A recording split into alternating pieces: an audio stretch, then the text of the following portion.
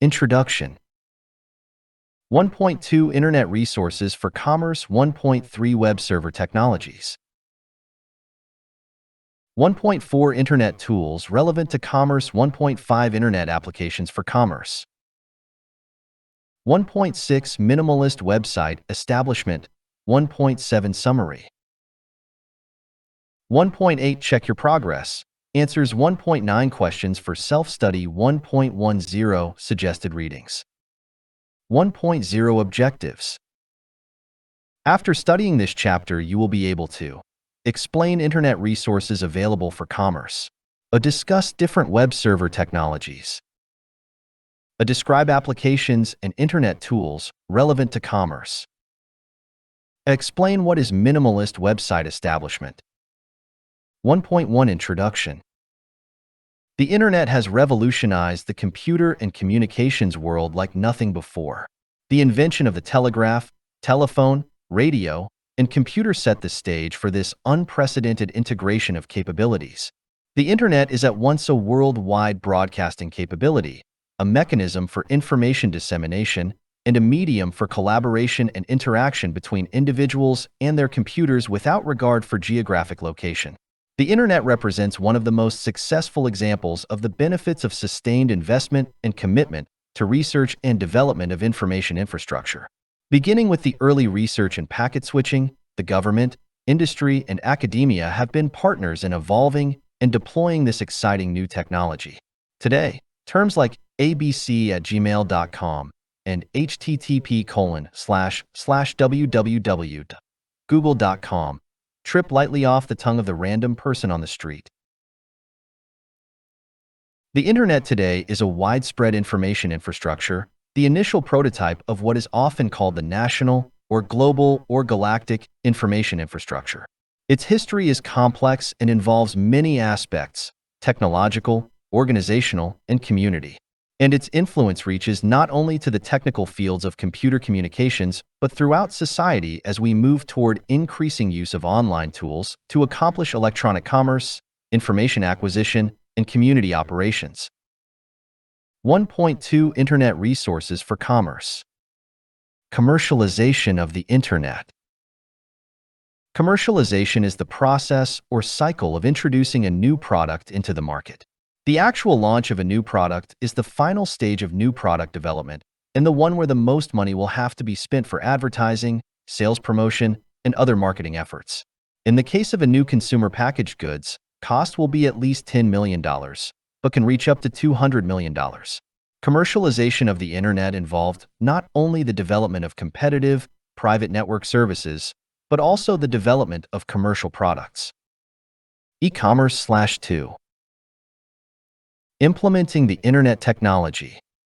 In the early 1980s, dozens of vendors were incorporating TCP/IP into their products because they saw buyers for that approach to networking.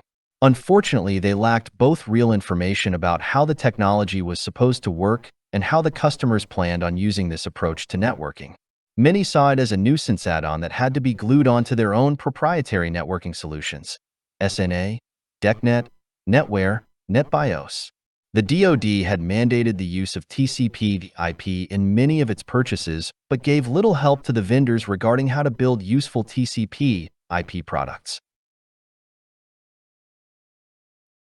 In 1985, recognizing this lack of information availability and appropriate training, Dan Lynch, in cooperation with the IAB, arranged to hold a 3-day workshop for all vendors to come learn about how TCP/IP worked and what it still could not do well. The speakers came mostly from the DARPA research community, who had both developed these protocols and used them in day-to-day work. About 250 vendor personnel came to listen to 50 inventors and experimenters. The results were surprises on both sides. The vendors were amazed to find that the inventors were so open about the way things worked and what still did not work, and the inventors were pleased to listen to new problems they had not considered, but were being discovered by the vendors in the field. Thus, a two-way discussion was formed that has lasted for over a decade. After 2 years of conferences, tutorials, design meetings, and workshops, a special event was organized that invited those vendors whose products ran TCP/IP IP well enough to come together in one room for 3 days to show off how well they all worked together and also ran over the internet. In September of 1988, the first Interop trade show was born. 50 companies made the cut. 5,000 engineers from potential customer organizations came to see if it all did work as was promised. It did. Why? Because the vendors worked extremely hard to ensure that everyone's products interoperate with all of the other products, even with those of their competitors. The Interop trade show has grown immensely since then, and today it is held in 7 locations around the world each year to an audience of over 250,000 people who come to learn which products work with each other in a seamless manner, learn about the latest products, and discuss the latest technology. In parallel with the commercialization efforts that were highlighted by the Interop activities, the vendors began to attend the IETF meetings that were held 3 or 4 times a year to discuss new ideas for extensions of the TCP/IP protocol suite. Starting with a few hundred attendees, mostly from academia and paid for by the government, these meetings now often exceed 1,000 attendees, mostly from the vendor community and paid for by the attendees themselves. This self-selected group evolves the TCP/IP suite in a mutually cooperative manner. The reason it is so useful is that it is comprised of all stakeholders: researchers, end users, and vendors. Network management provides an example of the interplay between the research and commercial communities. In the beginning of the Internet, the emphasis was on defining and implementing protocols that achieved interoperation. As the network grew larger, it became clear that the sometime ad hoc procedures used to manage the network would not scale. Manual configuration of tables was replaced by distributed automated algorithms, and better tools were devised to isolate faults. In 1987, it became clear that a protocol was needed that would permit the elements of the network, such as the routers, to be remotely managed in a uniform way. Several protocols for this purpose were proposed, including Simple Network Management Protocol, or SNMP, designed, as its name would suggest, for simplicity, and derived from an earlier proposal called SGMP, HIMS, a more complex design from the research community, and CMIP, from the OSI community. A series of meetings led to the decisions that HIMS would be withdrawn as a candidate for standardization in order to help resolve the contention, but that work on both SNMP and CMIP would go forward, with the idea that the SNMP could be a more near-term solution and CMIP a longer-term approach. The market could choose the one it found more suitable. SNMP is now used almost universally for network-based management. In the last few years, we have seen a new phase of commercialization. Originally, commercial efforts mainly comprised vendors providing the basic networking products and service providers offering the connectivity and basic internet services. The internet has now become almost a commodity service, and much of the latest attention has been on the use of this global information infrastructure for Introduction to E-commerce/3 Support of other commercial services. This has been tremendously accelerated by the widespread and rapid adoption of browsers and the World Wide Web technology, allowing users easy access to information linked throughout the globe. Products are available to facilitate the provisioning of that information, and many of the latest developments in technology have been aimed at providing increasingly sophisticated information services on top of the basic internet data communications. The web breakthrough today. Access to the internet is accomplished via a set of tools that make the internet easier to navigate. The web is one of the most effective methods to access and collect internet information because of its visual format and advanced features. Web application programs can also access many of the other internet services, such as Gopher, Usenet News, and file transfer. Remote connectivity can provide special access to data on the local intranet, such as database access, and can even customize programs for one's own needs. The web can be used as a complete presentation media for a company's corporate information or information on its products and services. Sometimes the web servers are also called websites. Web servers run on different types of hardware/software servers. The web server can be grouped into Unix servers, Windows NT servers, VMS servers, Macintosh servers, OS/2 servers, and Windows 3.1 servers. A web server is a program that offers a service that can be reached over the network. An executive program is a client when it sends a request to a server and waits for a response. Conversely, a client can request services from many different servers. Common World Wide Web clients, browsers, available commercially include Explorer, Mozilla. The web clients can make requests of web servers and also other servers such as Gopher, FTP, news and mail servers. New, innovative ideas have been developed around the web. For example, the weather reports have been available on the internet for years. When the web became available, local and national, weather forecasts became available with a click of button on a map of area.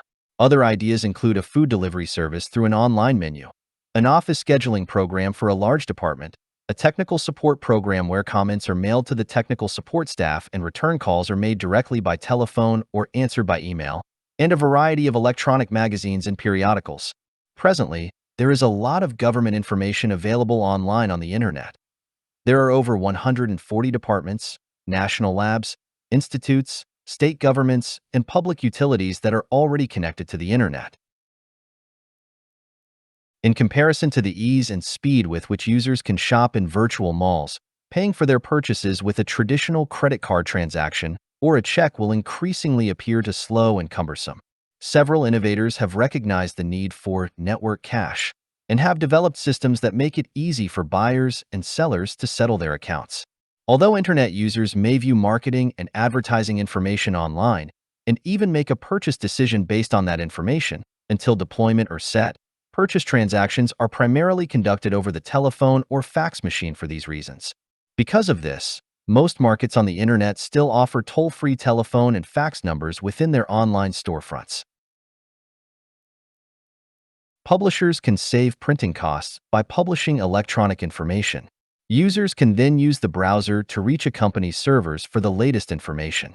Furthermore, facts and data can be updated immediately without having to reprint outdated items. Any kind of data can be made available to people on the internet through the use of browsers, even a combination of graphics, text, video, and sound that presents a full multimedia experience to the people accessing the information. Small businesses can set up a presence on the internet by publishing a worldwide web page with a local internet service provider. Then, using a browser, a customer can have direct, online access to the company, its products, and latest information included on the company's home webpage. How to connect to the internet. Terminal access services are the least expensive form of internet access. Terminal access provides an internet user with a dial-in service to the access. E-commerce/4. Provider's network. Access is through a shared resource on someone else's link to the internet. The user is normally required to follow all rules regarding the usage of these services. The user dials into the remote network with a terminal application package and must connect to the remote computer system through a computer account. Once the user has logged into the remote machine, the user can access the services of the internet. These connections allow a user to connect a local machine or network through a pair of modems, communication over regular telephone lines, to the remote network of the internet access provider. The speed of such a connection depends upon the speed of the modems in use. Point-to-point dedicated link actually places a user's computer or network on the internet. This is a costlier option, since it involves the purchase of special hardware, router, or computer systems depending upon the type of service. Charges for a point-to-point network link vary depending upon the speed of access. It can range anywhere from $3,000 per month for a dedicated DS1/T1 link to $10,000 for a full-speed Ethernet protocol link. Point-to-point links come in a variety of forms and prices based on speed and security considerations. The internet access provider has such a link to other networks on the internet. The access provider can, in turn, connect the organization's machine and network to its own network, and with the issue of internet addresses for the organization's computer, the user can be on the internet. This kind of link also requires that the user run TCP, IP stack software at the local site. Such software varies in cost and availability depending upon the computer operating system. At the local site, higher speeds than achievable with dial-up connections are possible here. This includes the use of frame relay over 56 kbps/1.544 MBPs links, and dedicated lines operating at DS1, 1.544 megabits per second, or at DS3 speeds, approximate 45 megabits per second. Even higher speeds are possible through technologies such as asynchronous transfer mode. ATM speeds from 45 to 622 megabits per second are achievable, although these are still relatively rare. Other technologies such as ISDN offer cost-effective methods at reasonably fast speeds of 56 kbps in US and 64 kbps in Asia. These higher speed services often require network equipment such as routers and digital lines. These solutions are viable when the amount of data traffic over the link exceeds 1 gigabyte a day or if speed of access is of importance. Browsers. Browsers are sometimes also called web clients since they get information from a server. A web browser or internet browser is a software application for retrieving, presenting, and traversing information resources on the World Wide Web. An information resource is identified by a Uniform Resource Identifier, URI, and may be a web page, image, video, or other piece of content. Hyperlinks present in resources enable users to easily navigate their browsers to related resources. Although browsers are primarily intended to access the World Wide Web, they can also be used to access information provided by web servers in private networks or files in file systems. Some browsers can also be used to save information resources to file systems. The primary purpose of a web browser is to bring information resources to the user.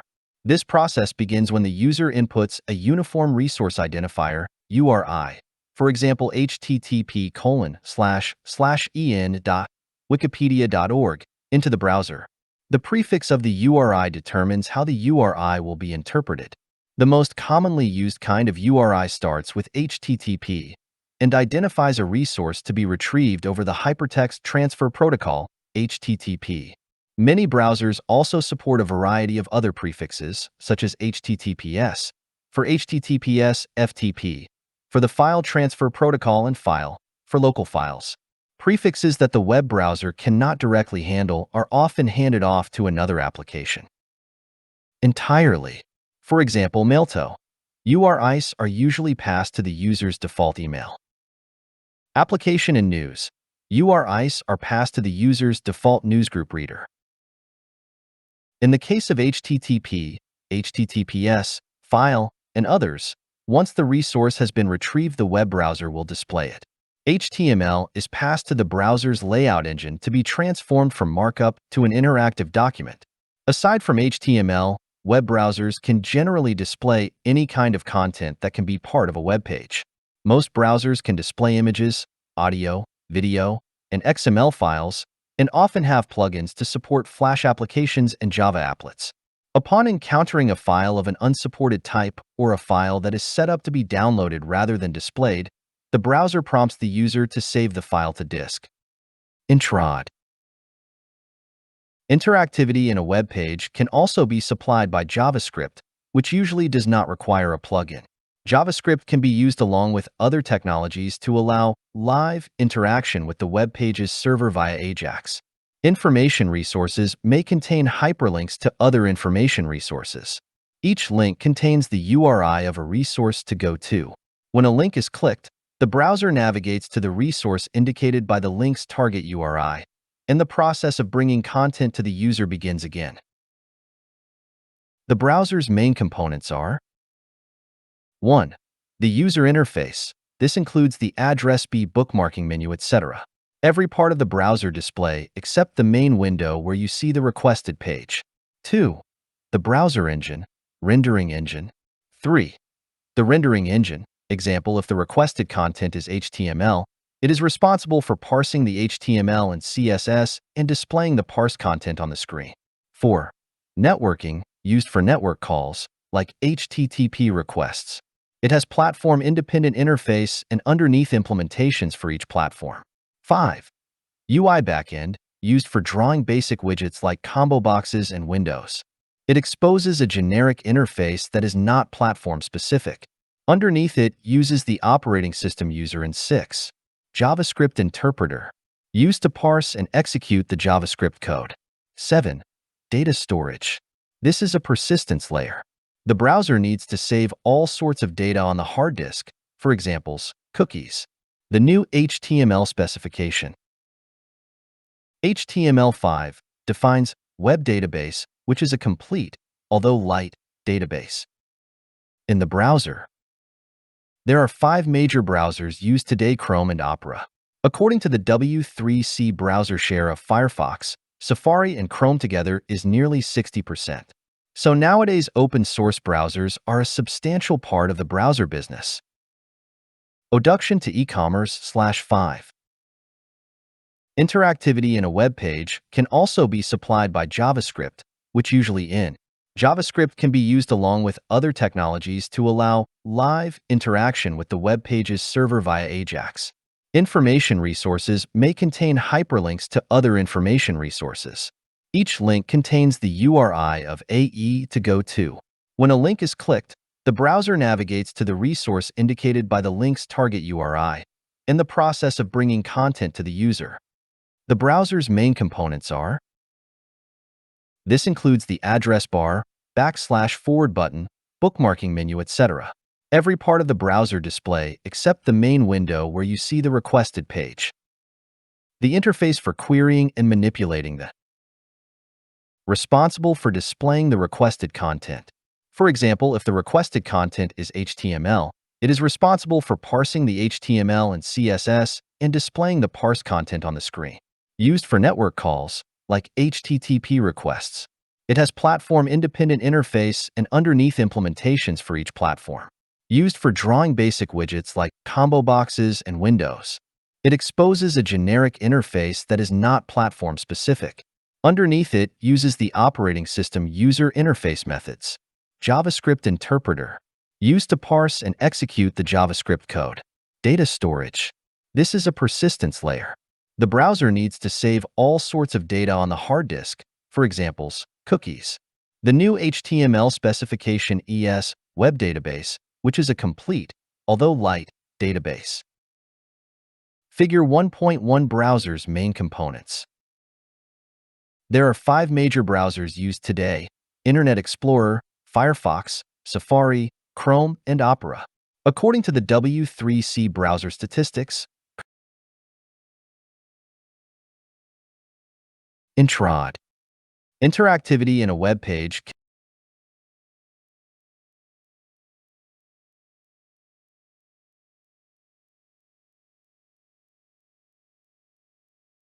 Trọn. Interactivity in a web page can also be supplied by JavaScript, which usually does not require a plugin. JavaScript can be used along with other technologies to allow live interaction with the web page's server via AJAX. Information resources may contain hyperlinks to other information resources. Each link contains the URI of a resource to go to.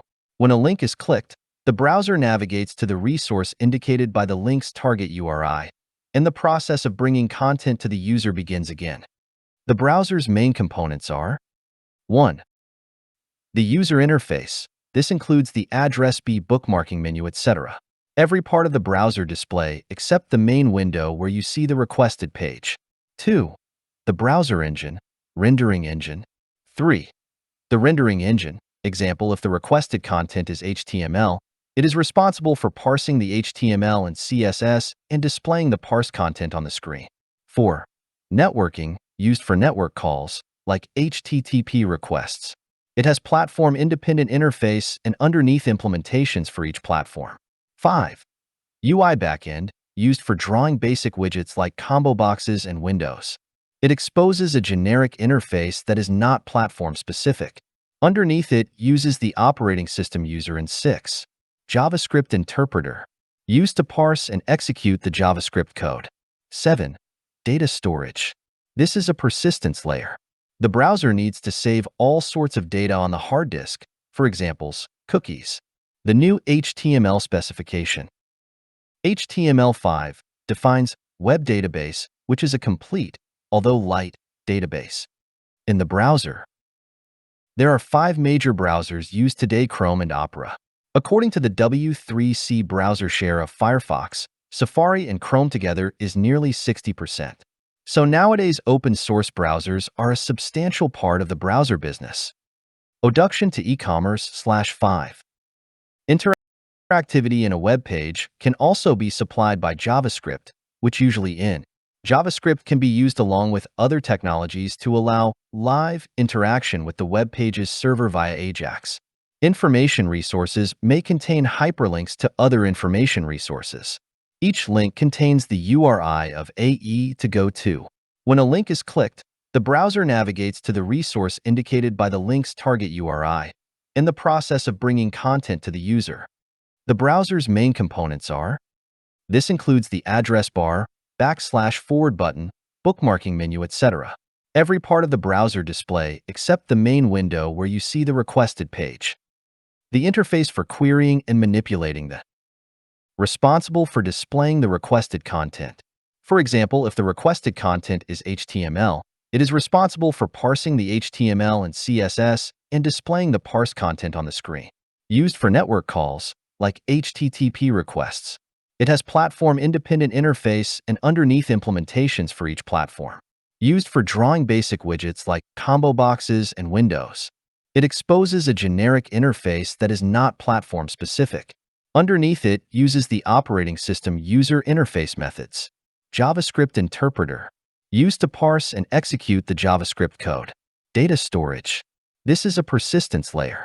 The browser needs to save all sorts of data on the hard disk, for examples, cookies. The new HTML specification ES web database, which is a complete, although light, database. Figure 1.1 Browser's main components.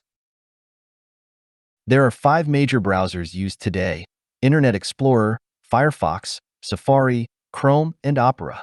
According to the W3C browser statistics, currently, the usage share of Firefox, Safari, and Chrome together is nearly 60%. So nowadays, open source browsers are a substantial part of the browser business. Interactivity in a web page can also be supplied by JavaScript, which usually in JavaScript can be used along with other technologies to allow live interaction with the web page's server via AJAX. Information resources may contain hyperlinks to other information resources. Each link contains the URI of AE to go to. When a link is clicked, the browser navigates to the resource indicated by the link's target URI, in the process of bringing content to the user. AR, // button, bookmarking menu, etc. Every part of the browser display except the main. The interface for querying and manipulating the BLE for displaying the requested content. For example, if the requested content is HTML, it is responsible for parsing the used for network calls, like HTTP requests. It has platform-independent interface and underneath implementations for each platform. Used for drawing basic widgets like combo boxes and windows. It exposes a generic interface that is not platform-specific. Underneath it uses data storage. This is a persistence layer. The browser needs to save all sorts of data on the hard disk, for examples, cookies. The new HTML specification ES web database, which is a complete, although light, database. Internet Explorer, Firefox, Safari, statistics. Currently, the usage share of Firefox, Safari, and Chrome together is nearly 60%. So nowadays, open e-commerce/6. 1.1 and 1. Fill in the blank.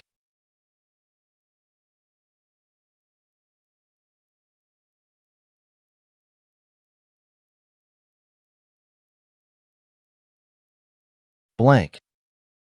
A is the process or cycle of introducing a new product into the market. B, the EEE, is one of the most effective methods to access and collect internet information. C, actually places a user's computer or network on the internet. D, are sometimes also called web clients since they get information from a server. 1.3 Web server technologies. HTML. HTML, which stands for Hypertext Markup Language, is the predominant markup language for web pages.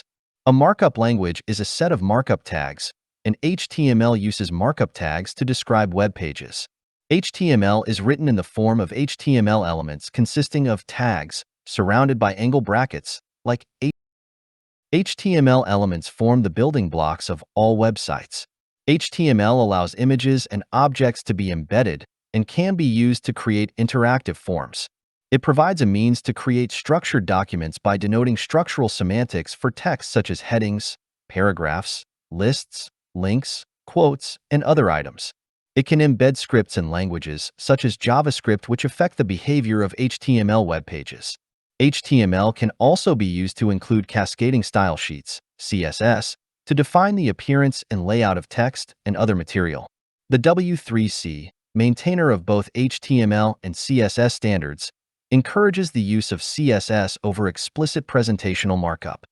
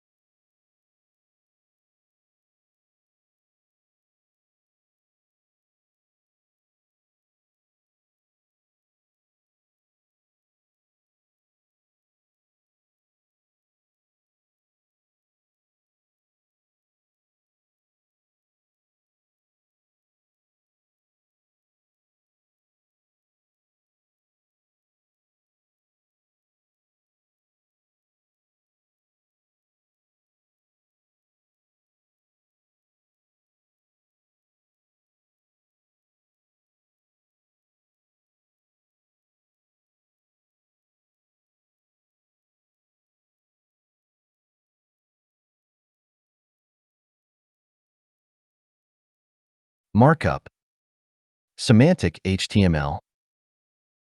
Semantic HTML is a way of writing HTML that emphasizes the meaning of the encoded information over its presentation. Look, HTML has included semantic markup from its inception, but has also included presentational markup such as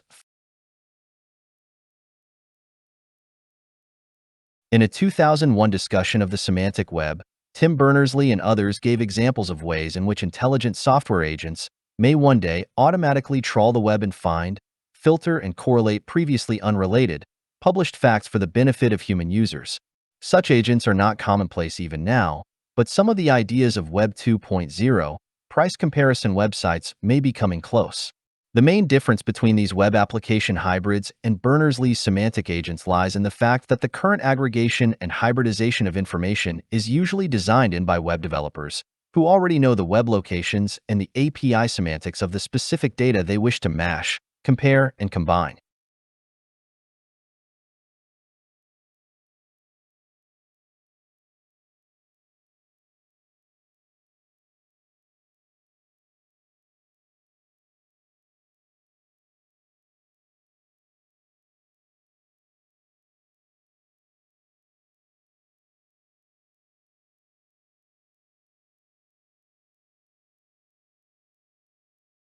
Combine. Good semantic HTML also improves the accessibility of web documents.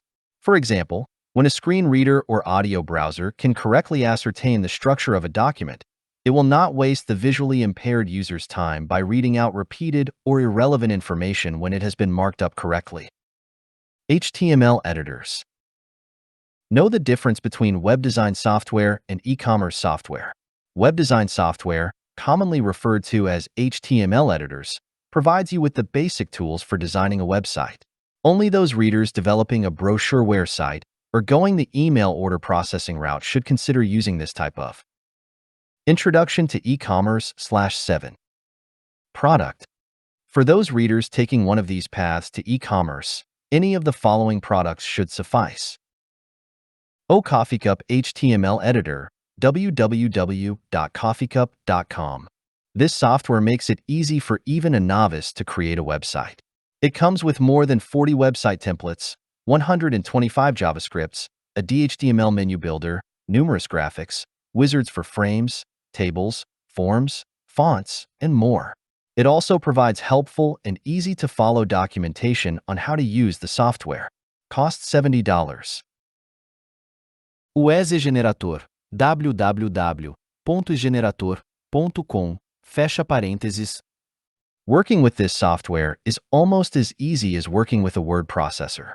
You have to just type, select, or drag and drop your pages to build your website. The product provides 2,000 template variations so you can change the look and feel in one simple click of the mouse. It also automatically, almost, creates your website navigation for you as you create new web pages and categories. Cost $100. Hotdog Web Editor, www.sausagetools.com. This is one of the most popular HTML editors. The Hotdog Pro 7.3 provides a comprehensive set of web editing tools including Linkbot, Interactor, and PaintShop Pro. As such, the Hotdog Pro provides the web designer with the complete tools for the creation and management of a professional website. But it still offers intuitive features and customizable tools so that even the novice user can create great-looking websites. Cost $100. O Microsoft Front Page, www.microsoft.com, fecha parênteses. If you're a first-time web designer, this may be the product for you. Front Page can help the novice to get their website up and running easily and quickly, especially if the designer is familiar with the Microsoft Office suite of products since it uses some of same buttons and commands. The WYSIWYG, what you see is what you get, interface is invaluable since you don't really need to understand HTML codes and scripts.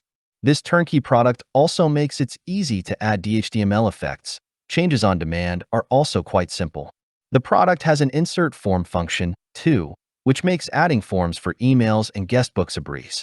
The primary problem with FrontPage 2002 is that if you aren't hosting your website yourself, you may have to work a bit harder to find a web hosting service that allows FrontPage extensions. Cost $150. O Site Designer, www.sitedesigner.com, fecha parênteses. Site Designer is a WYSIWYG website authoring tool that has a drag and drop editor. This makes Site Designer extremely easy to use. Once you set up a master page for your site, using the templates that are included with Site Designer, or using your own images, every web page you create thereafter can inherit that master page's properties. The Site Designer generates extremely clean HTML code. Some WYSIWYG editors add a lot of unnecessary codes, meaning pages are harder to troubleshoot and take longer to load. Cost $100. O. Stone's WebWriter, www.webwriter.dk/english/index.htm. This award-winning Danish no-nonsense HTML editor offers easy-to-use dialogues, right-click editing, code completion, and syntax highlighting so you can design your website without knowing HTML. WebWriter is for the professional as well as the beginner. With WebWriter, you can build JavaScript, cascading style sheets, and image maps. Cost: free, private use, to $800 for a large enterprise that needs unlimited licenses. Hypermedia. Hypermedia is used as a logical extension of the term hypertext in which graphics, audio, video, plain text, and hyperlinks intertwine to create a generally non-linear medium of information. This contrasts with the broader term multimedia, which may be used to describe non-interactive linear presentations as well as hypermedia. It is also related to the field of electronic literature. The term was first used in a 1965 article by Ted Nelson. The World Wide Web is a classic example of hypermedia, whereas a non-interactive cinema presentation is an example of standard multimedia due to the absence of hyperlinks. Hypermedia may be developed a number of ways. Any programming tool can be used to write programs that link data from internal variables and nodes for external data files. Multimedia development software such as Adobe Flash, Adobe Director, Macromedia Authorware, and Matchware Mediator may be used to create standalone.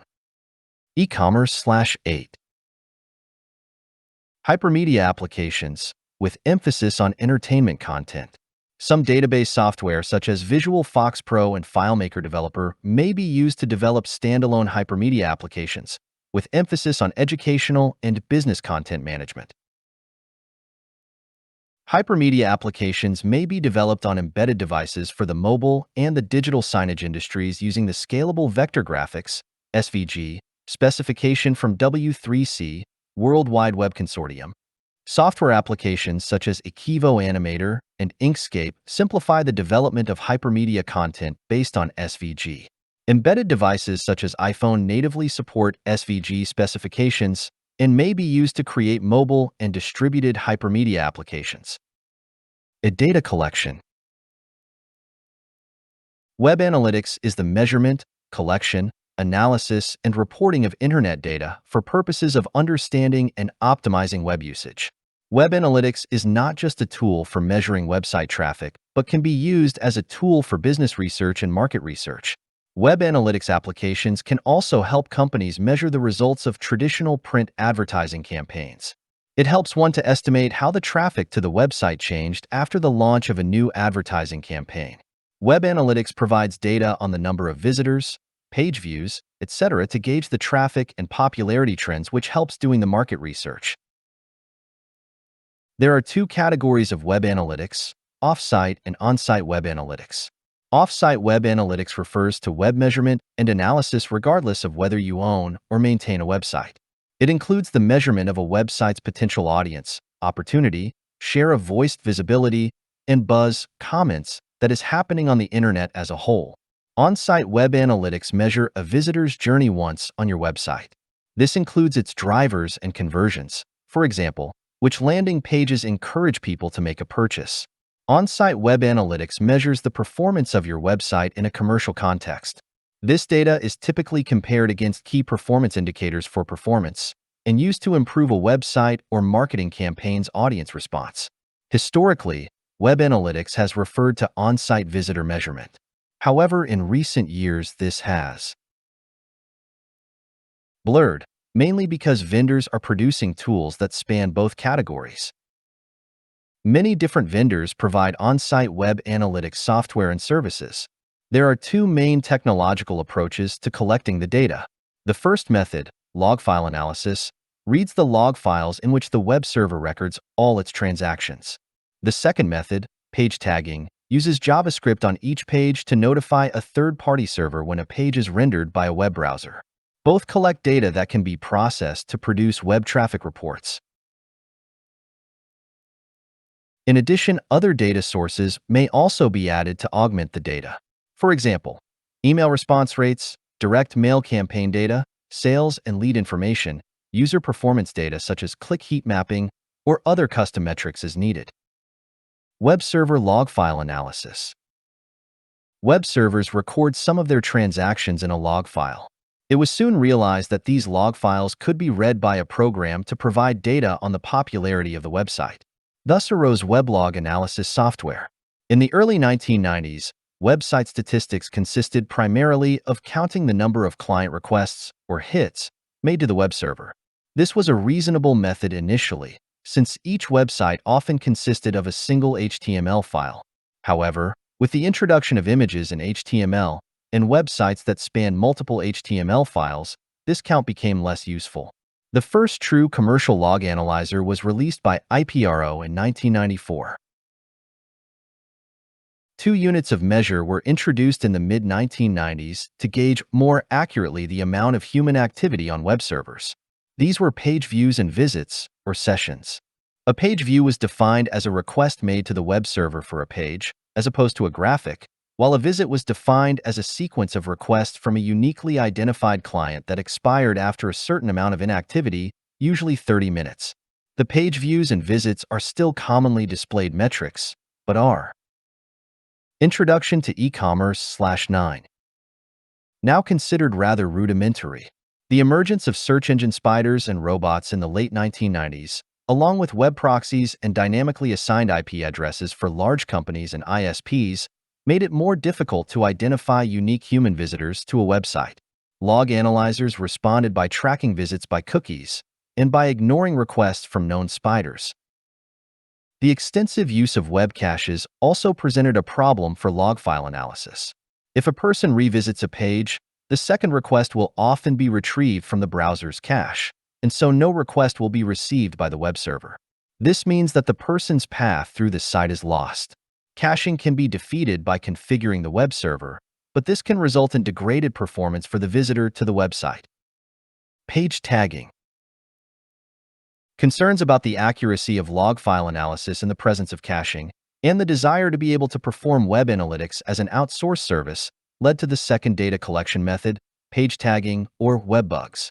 In the mid-1990s, web counters were commonly seen. These were images included in a web page that showed the number of times the image had been requested, which was an estimate of the number of visits to that page. In the late 1990s, this concept evolved to include a small invisible image instead of a visible one, and, by using JavaScript, to pass along with the image request certain information about the page and the visitor. This information can then be processed remotely by a web analytics company and extensive statistics generated. The web analytics service also manages the process of assigning a cookie to the user, which can uniquely identify them during their visit and in subsequent visits. Cookie acceptance rates vary significantly between websites and may affect the quality of data collected and reported. Collecting website data using a third-party data collection server, or even an in-house data collection server, requires an additional DNS lookup by the user's computer to determine the IP address of the collection server. On occasion, delays in completing successful or failed DNS lookups may result in data not being collected. With the increasing popularity of AJAX-based solutions, an alternative to the use of an invisible image is to implement a callback to the server from the rendered page. In this case, when the page is rendered on the web browser, a piece of AJAX code would call back to the server and pass information about the client that can then be aggregated by a web analytics company. This is in some ways flawed by browser restrictions on the servers, which can be contacted with XML HTTP request objects. Log file analysis versus page tagging. Both log file analysis programs and page tagging solutions are readily available to companies that wish to perform web analytics. In some cases, the same web analytics company will offer both approaches. The question then arises of which method a company should choose. There are advantages and disadvantages to each approach. Advantages of log file analysis. The main advantages of log file analysis over page tagging are as follows. The web server normally already produces log files, so the raw data is already available. To collect data via page tagging requires changes to the website. The data is on the company's own servers and is in a standard, rather than a proprietary, format. This makes it easy for a company to switch programs later, use several different programs, and analyze historical data with a new program. Page tagging solutions involve vendor lock-in. Log files contain information on visits from search engine spiders. Although these should not be reported as part of the human activity, it is useful information for search engine optimization. E-commerce/tin. Log files require no additional DNS lookups. Thus, there are no external server calls which can slow page load speeds or result in uncounted page views. The web server reliably records every transaction it makes. Page tagging may not be able to record all transactions. Reasons include: page tagging relies on the visitor's browsers cooperating, which a certain proportion may not do, for example, if JavaScript is disabled, or a host's file prohibits requests to certain servers. Tags may be omitted from pages either by oversight or between bouts of additional page tagging. It may not be possible to include tags in all pages. Examples include static content such as PDFs or application-generated dynamic pages where re-engineering the application to include tags is not an option. Log files, data inaccuracies and limitations. Caching servers, browser caching, and proxy servers. Proxy servers used by most major companies and major ISPs, e.g. AOL, can create barriers for collecting data. For companies that rely on server-based measurements, proxy servers may prevent complete data from reaching the web server to be logged. For instance, if 3,000 people in a proxy group viewed a web page, the web server would only log it as one request because the proxy server requests the web page only once and then distributes the web page to the 3,000 users in the proxy group. The result is an incomplete picture of visitor behavior. Similar issues may be caused by the use of browser navigation. When a visitor hits the back or forward button on their web browser, the web browser will use a locally cached copy of the web page that it saved from the last time the web page was visited.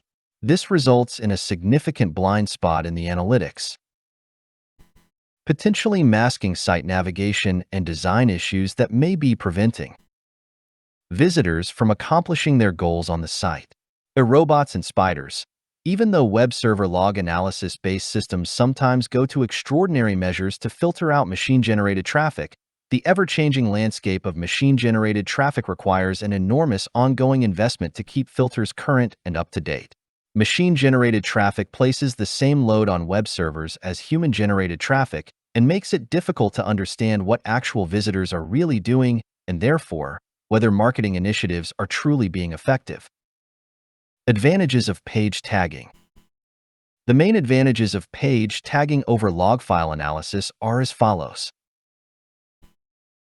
Accounting is activated by opening the page, not requesting it from the server. If a page is cached, it will not be counted by the server. Cached pages can account for up to 1/3 of all page views. Not counting cached pages seriously skews many site metrics.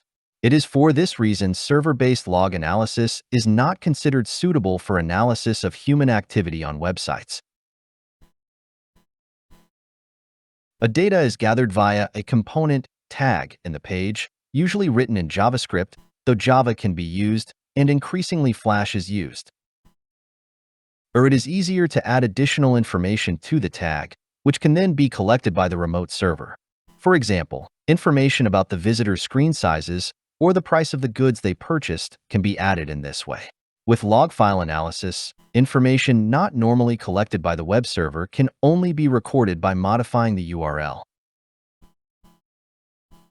Page tagging can report on events which do not involve a request to the web server, such as interactions within Flash movies, partial form completion, mouse events such as on-click, on-mouse over, on-focus, on-blur, etc. The page tagging service manages the process of assigning cookies to visitors. With log file analysis, the server has to be configured to do this. Page tagging is available to companies who do not have access to their own web servers. Lately, page tagging has become a standard in web analytics. Introduction to e-commerce/11. Page tags, limitations. Implementation effort. All pages that are to be tracked need to have the tag placed on each individual page, which may take a great deal of time and effort. Tags may also be embedded within a corporate template or via server-side includes. Error codes. Most sites would require additional configuration to allow for a tag-based solution to collect error codes. File download information. Most tag-based solutions only allow for the tracking of the start of the download, so it is unknown whether or not the download was completed successfully.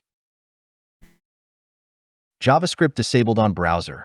In the event that a user has JavaScript turned off on their browsers, currently estimated to be 2 to 3%, the potential exists to overlook the traffic from that segment of the population.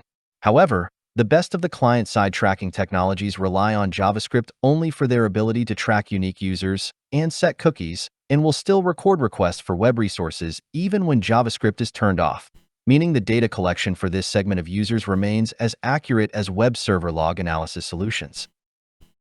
Network data collection. In addition to server log files and page tags, web analytics data can be collected through a methodology referred to as network data collection. Network data collection can take on many forms and possible configurations. However, in almost all cases, web analytics data is collected from some sort of packet sniffer that resides on either the web servers themselves or sits on an independent piece of hardware, hub, switch, proxy server, etc., which is either in front of the web servers or has access to the requests being made to the web servers. Network data collection. Advantages.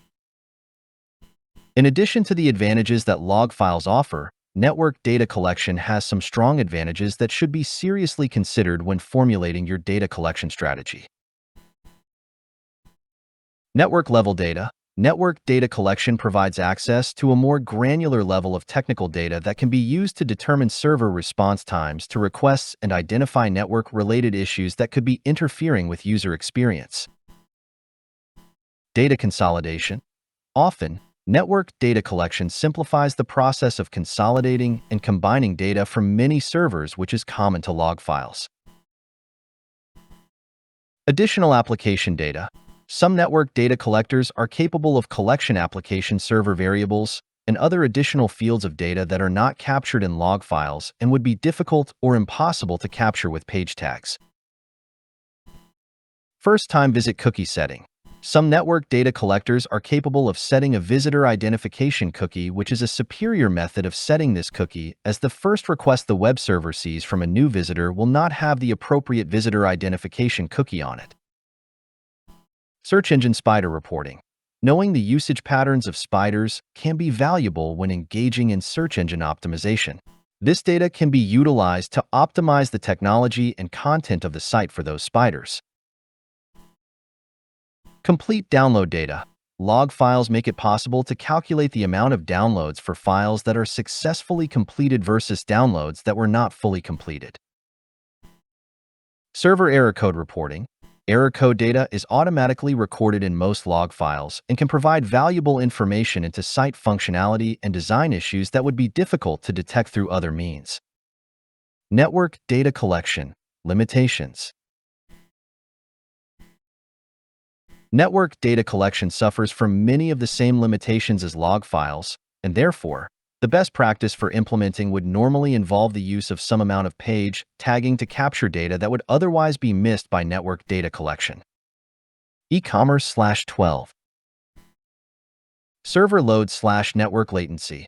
Network data collectors that are installed directly on web servers have to be carefully designed to minimize the amount of load that is introduced onto the servers.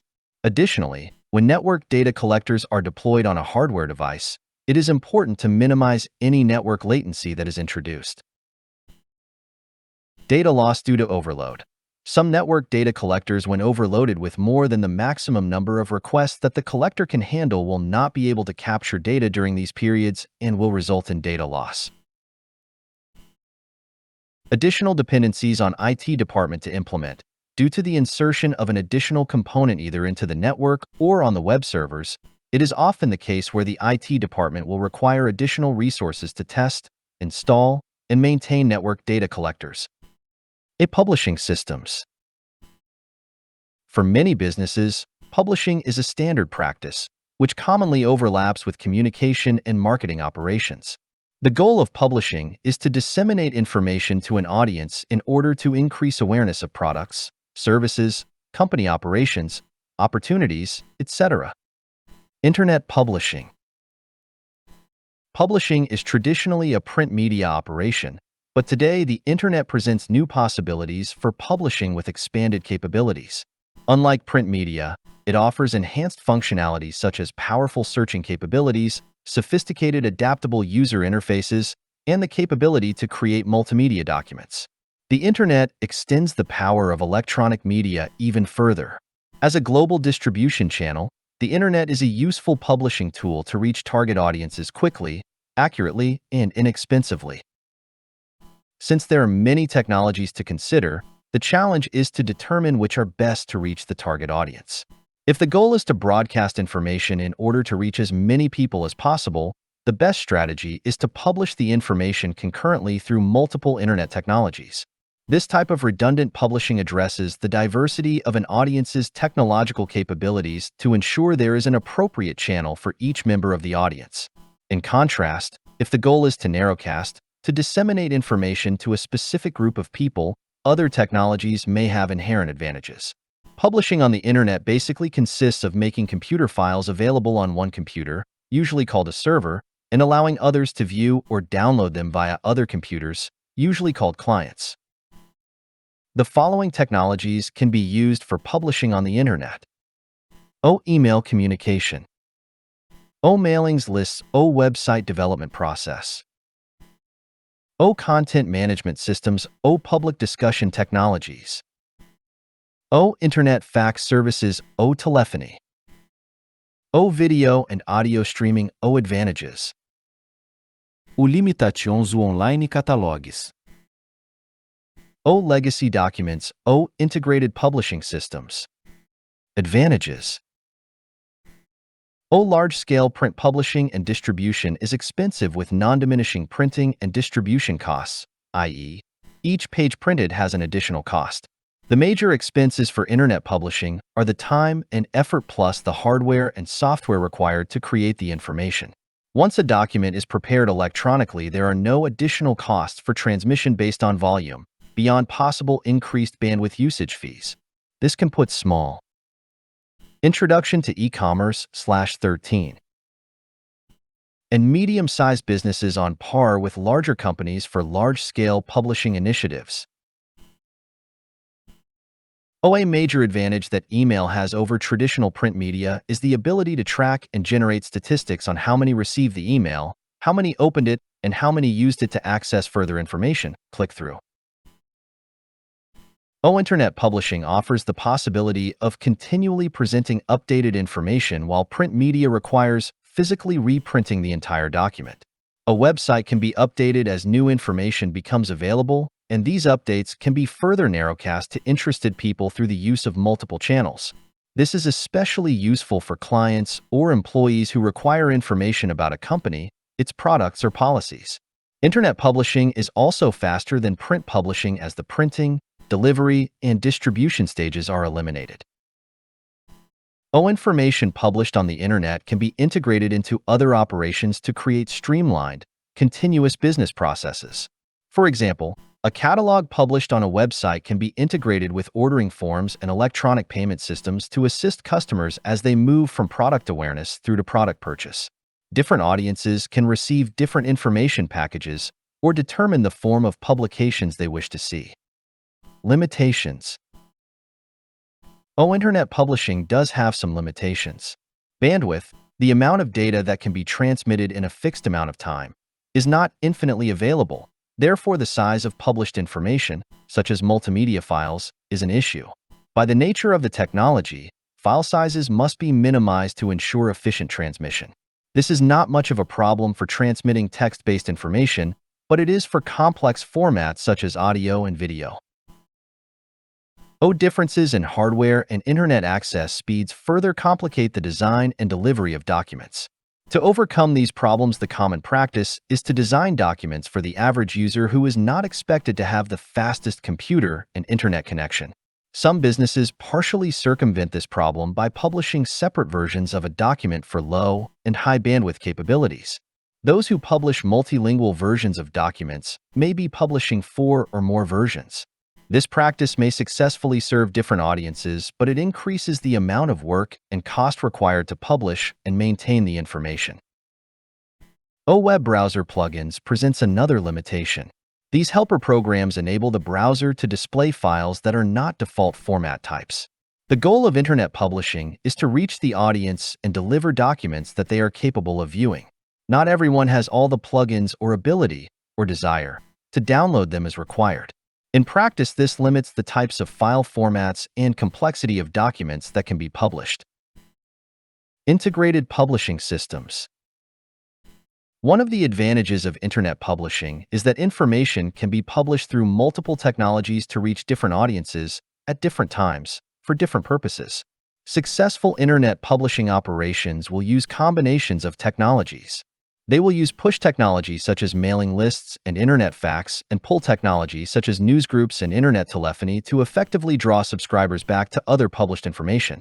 For example, a concise mailing list email message can inform subscribers about a new product and direct traffic back to the website for fuller product description and pricing.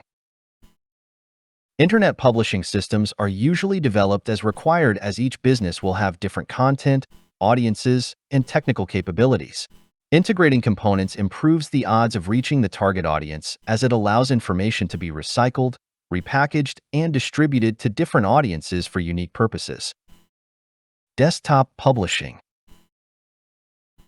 It combines a personal computer and WYSIWYG, what you see is what you get, page layout software to create publication documents on a computer for either large-scale publishing or small-scale local multifunction peripheral output, and e-commerce/14. Distribution. The term desktop publishing is commonly used to describe page layout skills. However, the skills and software are not limited to paper and book publishing. The same skills and software are often used to create graphics for point-of-sale displays, promotional items, trade show exhibits, retail package designs, and outdoor signs. There are two types of pages in desktop publishing: electronic pages and virtual paper pages to be printed on physical paper pages.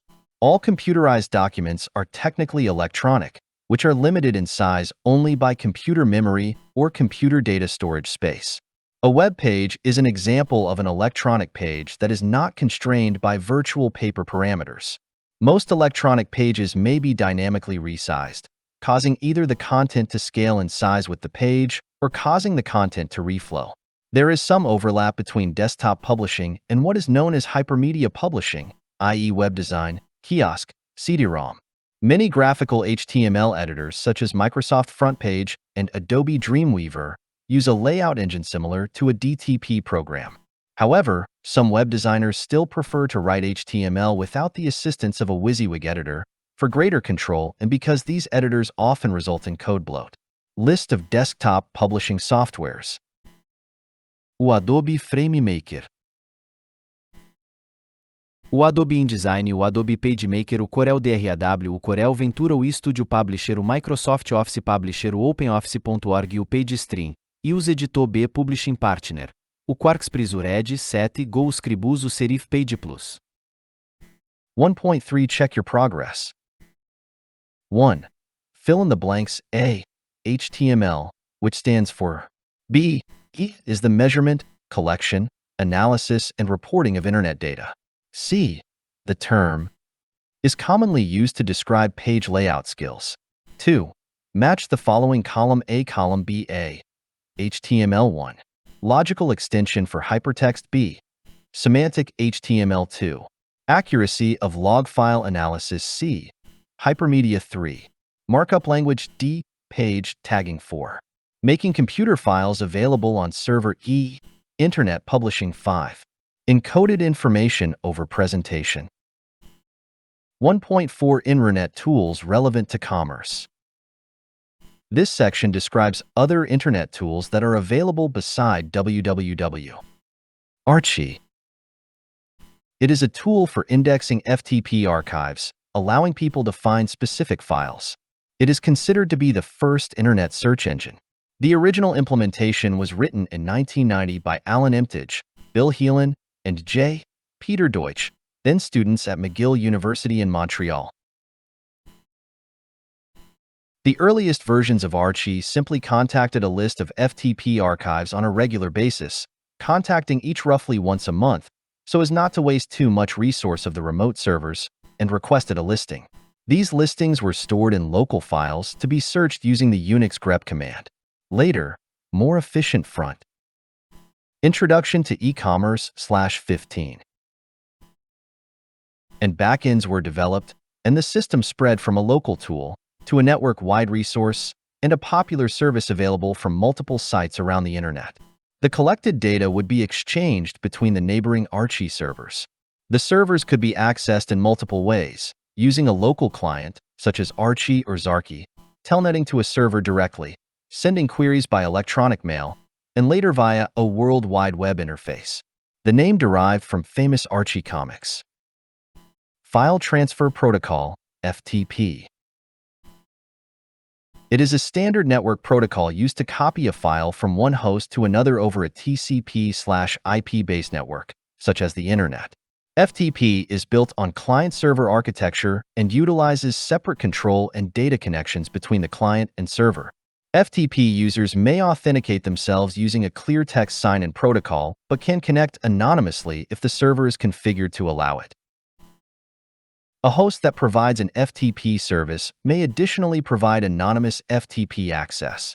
Users typically log into the service with an anonymous account when prompted for username. Although users are commonly asked to send their email address in lieu of a password, no verification is actually performed on the supplied data. Where FTP access is restricted, a remote FTP or FTPmail service can be used to circumvent the problem. A client makes a TCP connection to the server's port 21. This connection, called the control connection, remains open for the duration of the session, with a second connection, called the data connection, opened by the server from its port 20 to a client port, specified in the negotiation dialog, as required to transfer file data. The control connection is used for session administration, i.e., commands, identification, passwords, exchange between the client and server using a telnet-like protocol. For example, RETR file name would transfer the specified file from the server to the client. Due to this two-port structure, FTP is considered an out-of-band, as opposed to an in-band protocol such as HTTP. The server responds on the control connection with 3-digit status codes in ASCII with an optional text message, for example 200 or 200 OK, means that the last command was successful. The numbers represent the code number and the optional text represent explanations, i.e., OK. Gopher. The Gopher protocol is a TCP IP application layer protocol designed for distributing, searching, and retrieving documents over the Internet. Strongly oriented towards a menu document design, the Gopher protocol was a predecessor of, and later, an alternative to, the World Wide Web. The protocol offers some features not natively supported by the web and imposes a much stronger hierarchy on information stored on it. Its text menu interface is well suited to computing environments that rely heavily on remote text-oriented computer terminals, which were still common at the time of its creation in 1991, and the simplicity of its protocol facilitated a wide variety of client implementations.